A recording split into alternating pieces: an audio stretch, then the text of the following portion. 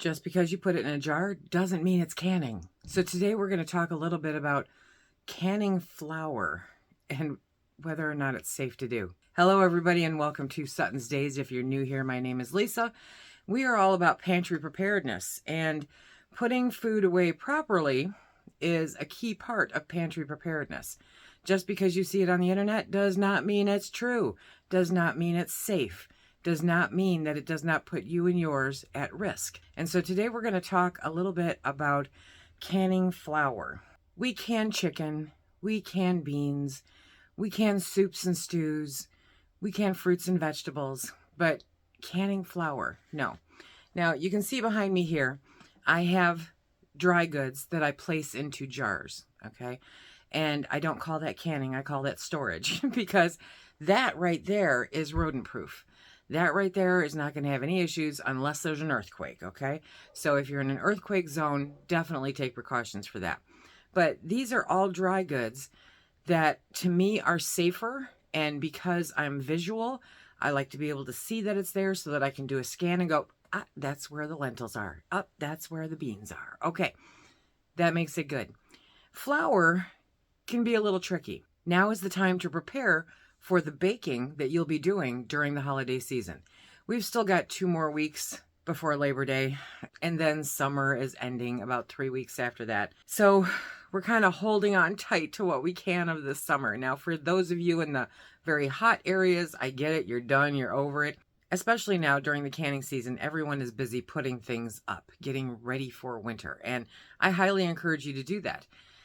And when it comes to hedging your bets on availability, inflation, all that other fun stuff, now is definitely the time to prepare for what's coming down the pike tomorrow. We all do a lot of baking in the wintertime. We do a lot of baking around the holidays. And so now is the time to stock up on flour. I have made it a point to do a lot of conversion over to storing wheat berries, because wheat berries can store indefinitely, at least 30 years. And until you grind them into flour, you don't have any worries. However, commercially ground flour does not last that long, regardless of what you hear. Apparently, there's a thing out there that's saying that if you dry can your commercially ground flour, it'll last 30 or 40 years. What? There is no such thing as dry canning. Apparently, the suggestion is to take the jars, fill them with flour, put a lid on them, put a ring on them, put them in the oven. Bad, bad, bad, bad in so many ways.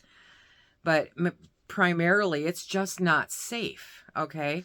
These glass jars are not the kind of glass made for dry heat in the oven. I know a bunch of you are going to say, but Lisa, I've been doing it forever. Okay. You do you. For anybody that's looking to do it safely, to make sure that nobody gets hurt, that's why I'm bringing this information. The myth that if you can your flour, if you dry can your flour in the oven, right, that it'll last 30 to 40 years is a remarkably unsafe practice. During the regular canning process, if you're doing meats, fruits, vegetables, high acid, low acid, whatever, time and temperature are critical when factoring in the safety of how and when to can these items. And it's critical because it factors in the destruction of harmful bacteria. That's kind of why we go along with the scientifically tested, not just because you want to do it.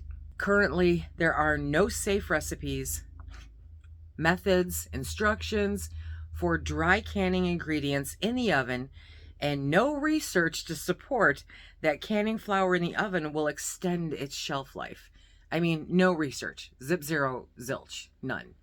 Whoever could claim that that will last 30 to 40 years, I don't know. When you put glass that is not meant for dry heat into that environment, it's asking it to shatter. At which point, not only have you lost the jar and the food, but you've got a heck of a mess in your oven. In addition to that, dry canning may lead to serious foodborne illnesses like salmonella and botulism.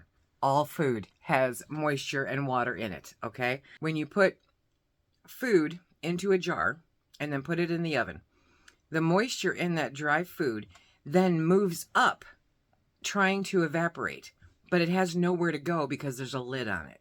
And some pockets of moisture may still be present. The moisture pocket is then sealed into the jar, and that is what can cause mold or spores that could cause foodborne illness. Additionally, even though I know I said it like a gazillion times, nuts and whole grains that are dry canned, there's no such thing, may go rancid faster due to the oxidation during the process, during the heating process, okay? So if you want to keep nuts, put them in the freezer. There is no long-term storage for nuts because they are just naturally, they have an oil in them that prevents them being used for long-term storage unless you keep them in the freezer. So, okay, fine. If I can't dry can, how can I extend the life of my flour? Now, for quite a few years here, I've been saying that your commercially ground flour is really only good for about a year. And after doing some more research just this week, I have found that, that's not totally accurate, okay? It's really going to depend on the kind of flour that you're talking about. So if you can't dry can it to extend the life, right? Because you can't, you shouldn't, please don't. Then how do you extend the shelf life of your flour? Well, we're going to give you kind of a timetable that the USDA has provided for how long your flour will last in 3 different environments. 1 in your pantry, 2 in your refrigerator, 3 in your freezer. So let's go. In your pantry, whole wheat flour. Now that's going to include your wheat, your rye, your almond flour, anything like that. Those in your pantry, okay, are going to last 3 to 6 months. All-purpose flour will last 6 to 8 months. I've rounded up to a year. I've made it about a year. And when it goes rancid, you'll know. You won't have to ask. You'll just know, okay? Now, if you're going to keep it in your refrigerator, but honestly, I don't know anybody that's got this kind of space in their refrigerator, whole wheat flour can last 6 to 8 months in your refrigerator. And again, that's your almond flour, your wheat, your rye, you know, any of the specialties. In your refrigerator, 6 to 8 months. All-purpose flour can last a year if you keep it in the refrigerator. So you have slowed down quite a bit, and in some instances doubled the length, the shelf life, the length of your flour by keeping it refrigerated as opposed to keeping it in your pantry. Because in your pantry, unless it's seriously temperature controlled, that temperature is going to vary a little bit. Even here in my pantry, temperature varies a little bit. So that's going to play a factor in how long it lasts. Now, if you keep it in the freezer, whole wheat flour, they're saying a year. I've honestly never had it last more than a year. It's not something that I can verify or deny one way or the other, but they say a year for whole wheat flour. And that, again, is your whole wheat, your rye, your almond, any of your specialty flours. In your freezer, if you put all-purpose flour, that can last indefinitely. Pretty cool little thing there, okay?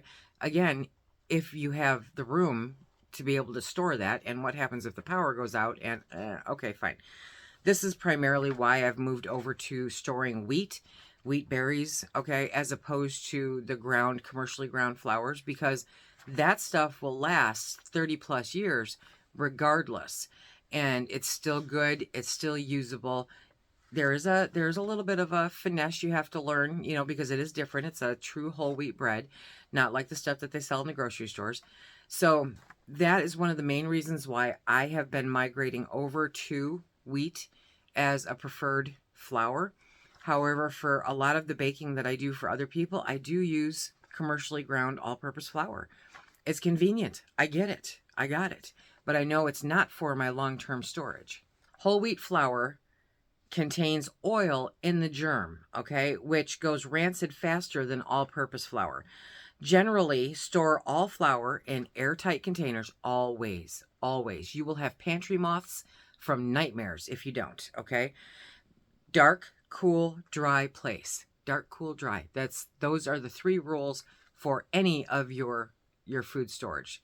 So you want to make sure that you are storing it in an airtight container in a dark, cool, dry place. Really important. Stop throwing things in jars and saying that you're canning, because that's not what it is. It's storage. That's all it is. If you take that flour and you know you're going to use it within a year, 6 to 8 months, if the case may be, okay, put it into jars. Put it into other airtight containers. Put it on your shelf and you're good to go. Put a date on there with a piece of masking tape or something so that you're aware of how soon you have to use it. But it is not long-term storage.